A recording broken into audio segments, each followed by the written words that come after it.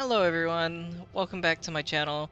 Uh, Sorry I've been gone away for about a month. I've been running out of ideas for a new video, and I've been playing this game a lot. If you're wondering what this game is, it's actually called Outpost Infinity Siege. I'm I'm really digging it. Of course, this is the first thing you see when you load into the game. Um, but I've gotten uh, moderately to the end, I would say. I've gotten to the point where co-op is almost necessary at this point, and I'm going to show you some raw gameplay, and you guys can decide whether or not you actually think you would enjoy the game. That being said, besides this thought here, I'm sorry if I called her a thought, I don't care. But besides that, I mean, she's dressed like one, but that's beside the point. Um, Essentially what this game is that it's a extraction type, uh, RTS mixed with looter shooter roguelike mechanics. It's a clusterfuck of things. Like gathering resources like you would in Warframe, uh, extracting said resources like you would in Tarkov or like any other extraction shooter. It has RTS elements as well, like placing down fortifications to further reinforce your base, or your outpost, I should say. And then, of course, you also have elements of roguelikes. So, like, if you go through a mission, you'll get a buff, either for loot or it'll be for difficulty. Like, it can be a difficulty debuff, it can be, or it can just be like an operator buff. It's entirely dependent on what you choose and whether or not you're willing to risk the additional difficulty. That being said, you also have 4 classes in this game. You have uh, Tiger, which is the one you see on screen right now. You have Hare, Mammoth, and Owl. Tiger is based on cooldown reduction and infinite ammo. In the infinite ammo thing, basically instead of reloading, you're just taking from your ammo pool, and then, or actually maybe it isn't taken from the ammo pool. I don't use it that much, to be honest with you, so that could be entirely different. I might have gotten that wrong. If I did, comment down below and let other people know. And then for Hare, it's essentially just a melee class. You have a guard for one skill, and then your other skill is just a slash. It's highly reliable with a mobility build. And then you have Mammoth. Mammoth is the tank build. It fires rockets, it puts down a decoy, and then Owl is more supportive. It has a guardian, or a drone that will spawn in front of you, and it will kill enemies, and you can set it to follow you or hold position. It's entirely up to you how you want to use it. And then the second ability for the Owl is a bubble shield, which blocks all incoming damage for a short time. That being said, I'm actually going to run Mammoth. Mr. Igor, however you say your name. I'm just going to do a simple mission, just so you guys have an idea of how this game plays. So essentially, I'm just going to do difficulty 2, because like, Outpost 11, launch I mean, confirmed. you know what? I'll do difficulty 3. I can do that easily. Outpost 11, launch confirmed. So, the game itself is pretty bare bones at the moment, doesn't have a lot of content. Once you reach the hard difficulty, that's when co-op is almost necessary, because at the point that I'm at, I've got so many weapons on my outpost that not even it is able to contain the clusterfuck of enemies that come at you on recovery day. Which, if you don't know, recovery day is, of course, the final day. You have each one of these zones here. You can go to each one, and then you can hit recovery day at any point. But essentially, for each zone, you are going in, collecting loot, and then extracting.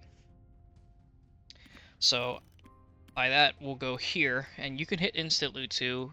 You get basically all surface level loot, anything that's not in containers, you will get that. But we're not going to do that. Not for the first one. So we're going to go through here.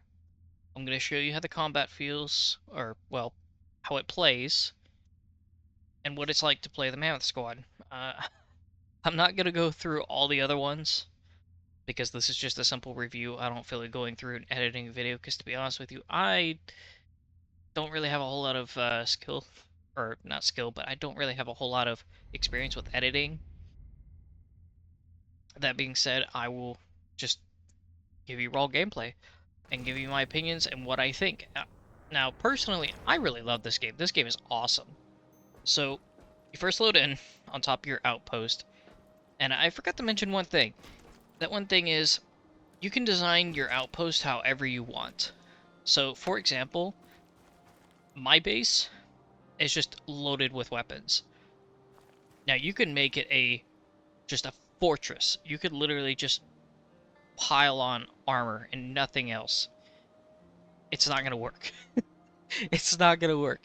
And it's kind of unfortunate too, because like unless you have guns, you're not gonna survive. Even if you have the best loadout for your weapon, like for example my gun right here, would not be able to clear out a entire wave of enemies. I mean, it could, if I made my shots count, but it otherwise just would not do the job.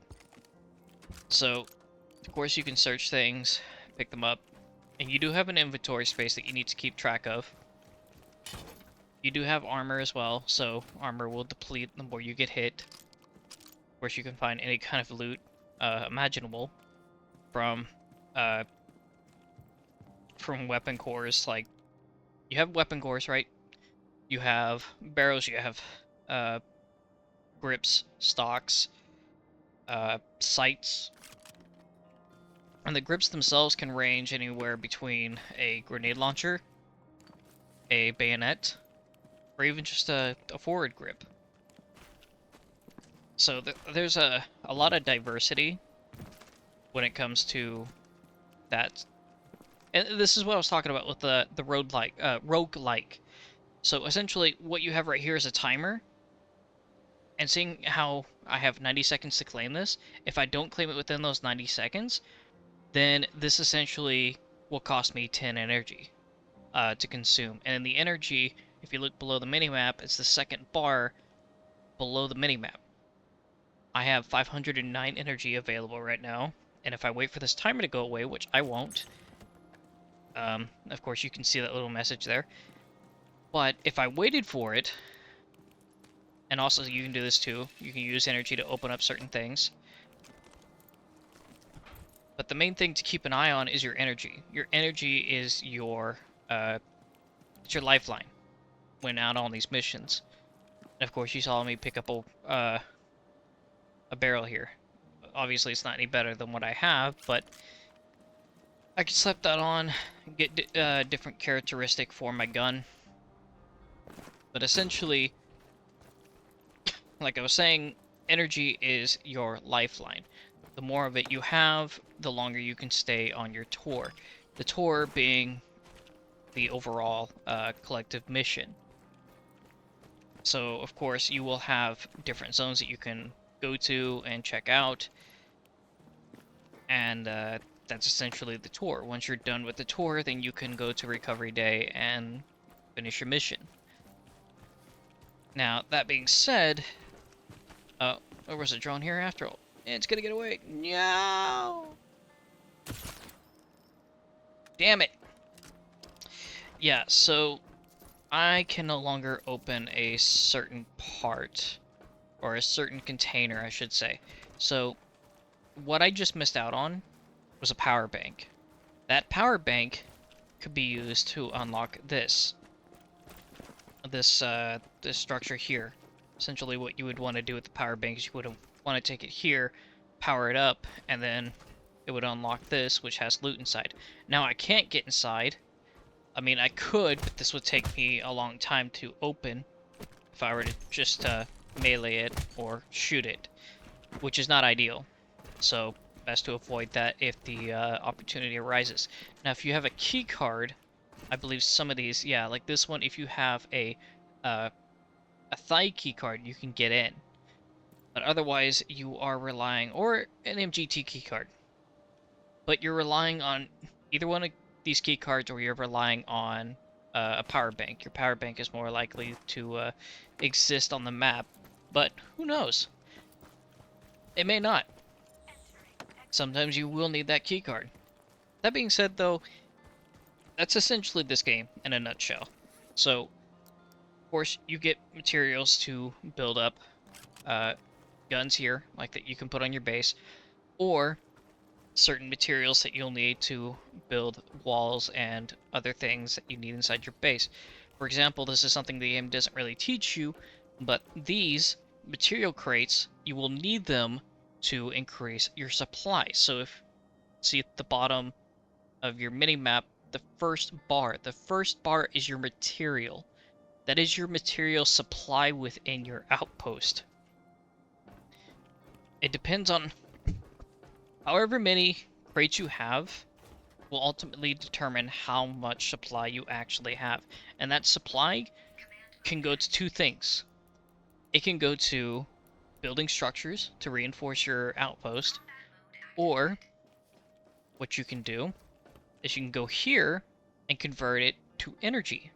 Now, I wouldn't really advise this unless you're desperate for energy, but otherwise what you could do is you can go here, and this is normally what I do. I take the ores that I find, little purple things on the ground, I grab those, I just put them in, and that's what I use for energy.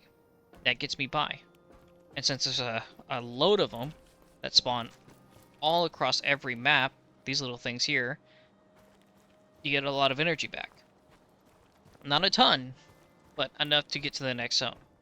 That being said, I am going to go ahead and finish up here. This is well, I just realized. Okay, so if I put things in, which I need to in order to leave, so I'm going to go ahead and start putting things away here, and I'll shut up for a few seconds.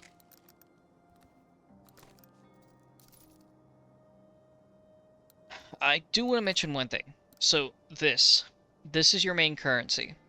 You can either find this scattered at random points on the map, or you can actually sell items to get gold. Either way, it's entirely your choice on how you want to get it, but at the end of the day, gold is another lifeline that you will need in order to get different items. But we're going to go ahead and extract the items. Of course, there's no enemies coming at me now. But essentially, the next zone will have enemies. I'm almost certain of that. But I could be entirely wrong. I've been wrong before. That being said, let's go ahead and jump into the next mission. And like this is what I was talking about earlier as well with the whole roguelike. You can choose and choose how you want to get buffed and debuffed and all that stuff. And in this case, I'm going to want that. So I'm just going to go ahead and go to the gas station. Because the gas station actually has, and this is something to keep in mind early game, the gas station actually has a very valuable item that you will need a ton of. Simply because it sells for a lot of gold. And that is something called the vintage weapon. The vintage weapon, of course, is just a 1911 that you can't use. Which is very unfortunate because I would actually love to use a 1911 because you can already get your hands on an RPG, which you can use via the gear menu here. If you hit tab, you obviously have like a little menu here where you can select different things to essentially use. And if you have an RPG, you just go to that menu and you can click on it, use it. But for right now, let's go ahead and loot this place. Oh yeah, and Zens. Zens are something else entirely. So, Zens, I will give a brief rundown on Zens. So, Zens, you have Zen Morphers and you have Zen Boosters. Xenomorphers are essentially what changes the characteristics of your weapon. In other words, firing that's a morph. And anything to buff it is called a booster. So in this case, what I have here, multiplier 1, is a booster. It is a Zen booster, so I can slap this onto my primary firing mode. And that gave it, well, I wasn't really paying attention, but essentially gave it a buff. But instead of going through this entire zone, I'm only after one thing. And we're gonna go get that now.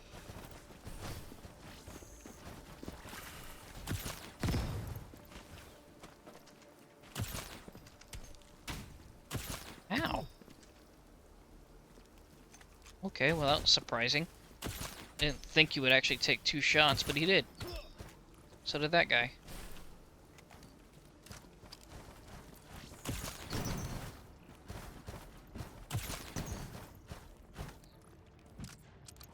Right. Well, anyway, let's go through. Nice to see that. There's the vintage weapon, which for some reason fell through the floor, but hey, we'll take it. And of course we need this, because I'll show you something about that as well.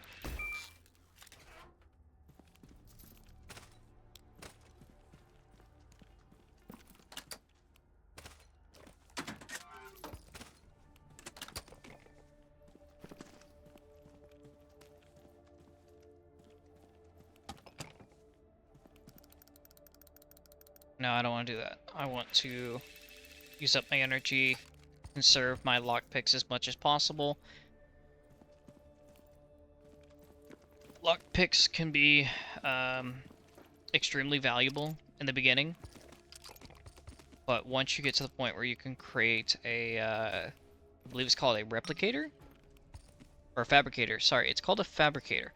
Once you can actually make a fabricator, you can make lockpicks and assortment of different things, which unfortunately does not include armor, and armor is very scarce. So, bear that in mind. I think armor is probably one of the most scarce items, which I think they should change. I think it definitely could be better if they decided to make it less scarce. But see, this is how much it sells for. The vintage weapon sells for quite a lot. And getting your hands on that early game, and a lot of them, will save you a lot of headaches. A lot. So we'll go ahead and extract here. And we'll go to recovery day. Because I have other things I want to do. Not that I don't mind entertaining you guys, it's just I have other things I actually want to do. Of course, you can bring ammo crates, you can make them at these little stations here, the ammo makers, but they cost material. That's a no-brainer. You do have a healing station offhand, or not offhand, but off the bat, as well as some other things. We're gonna go ahead and extract. It's gonna have me defend the tower for 20 seconds. Not a big deal. At least not for me.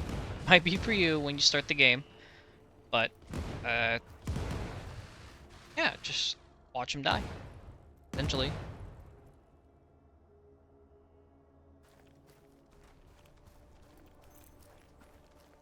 Also, one more thing to note.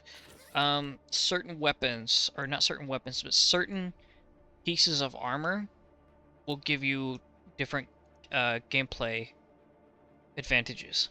For example, if you have burst boots, you have a double jump. If you have levitation boots, you can essentially just levitate. Or, well, in some cases fly. With the grenade gloves, you have the ability to fire grenades.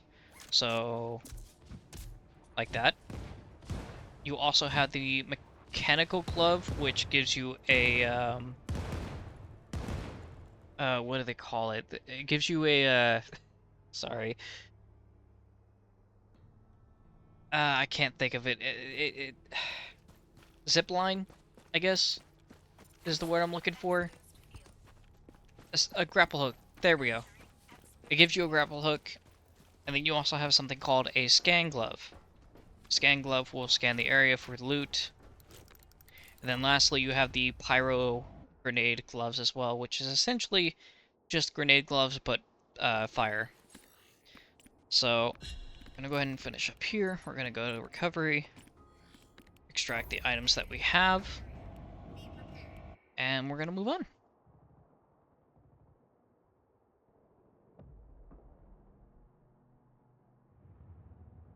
I got a little bit of everything in this demonstration, this review. I hope you guys have enjoyed it so far. And if you guys want to check it out, I believe it is currently sitting at mixed reviews on Steam. Still, even though the game is getting progressively better. Outside of that, I'm thinking. I think the price tag is 25 US dollars. So it's not gonna hurt the bank. But for $25, I definitely think it's worth it for what the game is and for what it brings and what it gives.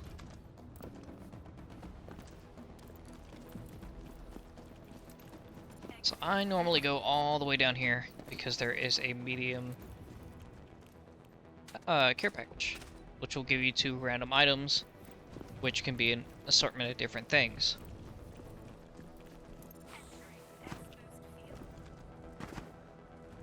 Now, once you get later into the game, there's also something else I want to show you real quick. Once you get to the part where I'm at, you can actually, I don't remember how my base is laid out, but you can get these things. Cargo drones, which you can just do this. It's pretty simple. It only costs 30 energy to send something off, and I have 3 of them inside my base, so it is what it is. You can only store a certain amount of stuff in it, and it just takes off. And it's gone.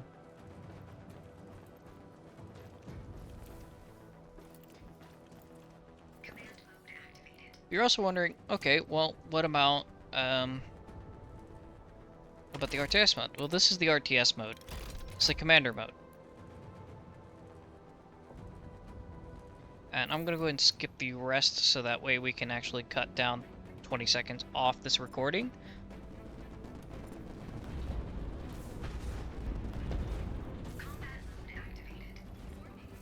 I'm not gonna go into the story. That's entirely up to you guys on how you want to go through it.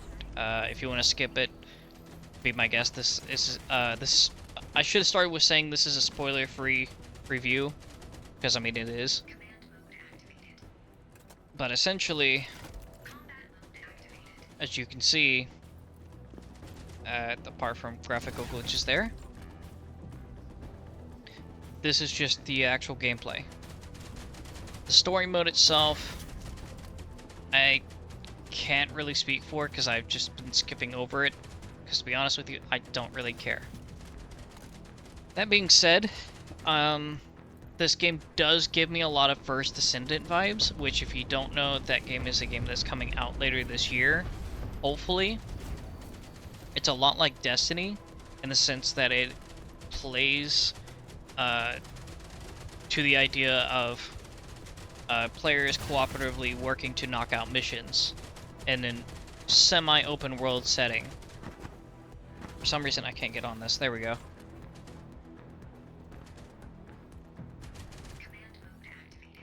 Which I will give a review of First Descendant when and if that game comes out this year. But until then, I'm going to make reviews of other games that I have lined up.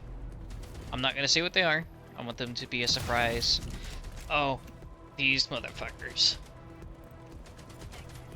I don't like these guys. Not my least favorite, but still not my favorite things to fight.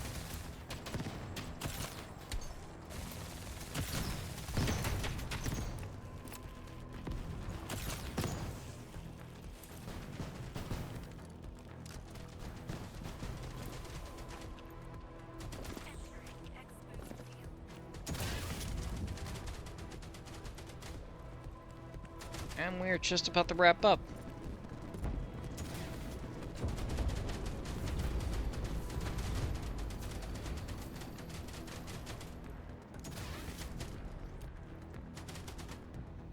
Well, and if you wanted to, not that I would advise it, but essentially what you can do is you can just take a turret right off of a. You can take the gun off of a turret and actually use it.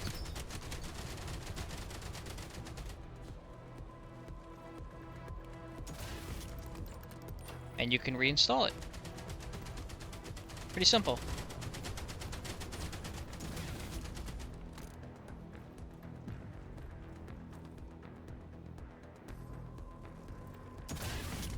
Got 2 minutes left.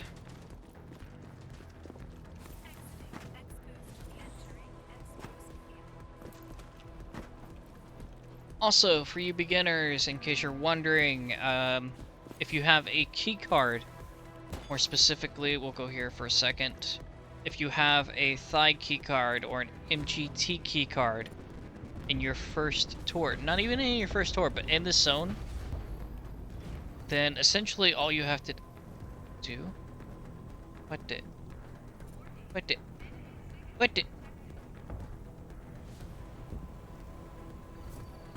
Well, I haven't seen that before. I always wondered why there was something like flying off from me. Now I know. Anyway, if you have either one of these key cards, just go to this this container at any time that you do your recovery day, and you get a bunch of stuff out of here. It's mostly artillery, cannons that you can wield and actually shoot, kind of like what I was showing you with that with the turret gun. And you can do the same thing with like the turrets on your base as well. Like you can take the guns off and use them manually.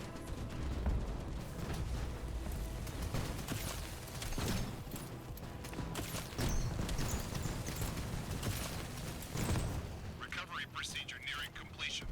Hold on just a bit longer.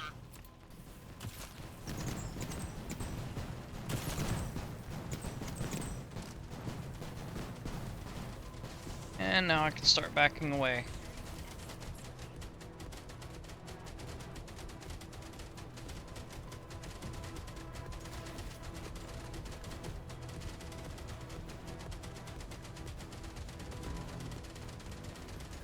If you manage to eliminate all enemies, then the evac aircraft will be able to wait for you while you pick up all the goodies nearby.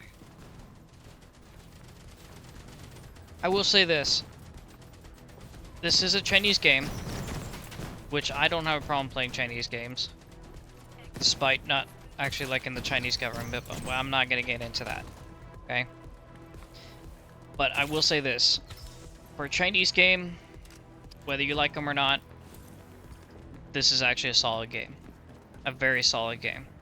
You might experience some performance issues, but they're still working on those, so don't be surprised if the game is at all buggy performance. Just kind of, you can wait for the game to kind of be fleshed out a little bit more before you pick it up. It's entirely your choice. Like I said, it's only like 25 USD. But personally, I think the voice acting is subpar at best when it comes to this game. It's not the greatest. I would say if you want a better experience with voice acting, somebody told me to change the voices to Chinese, which I was kind of hoping for a Japanese setting, but there's not, as far as I know. I haven't even bothered to check. That being said, though, I hope you guys liked the review. If you do decide to pick it up, let me know what you think in the comments below. And then, till the next video, hope you guys stay well. Remember to hydrate, take care of yourselves, and I will see you when I see you. Bye!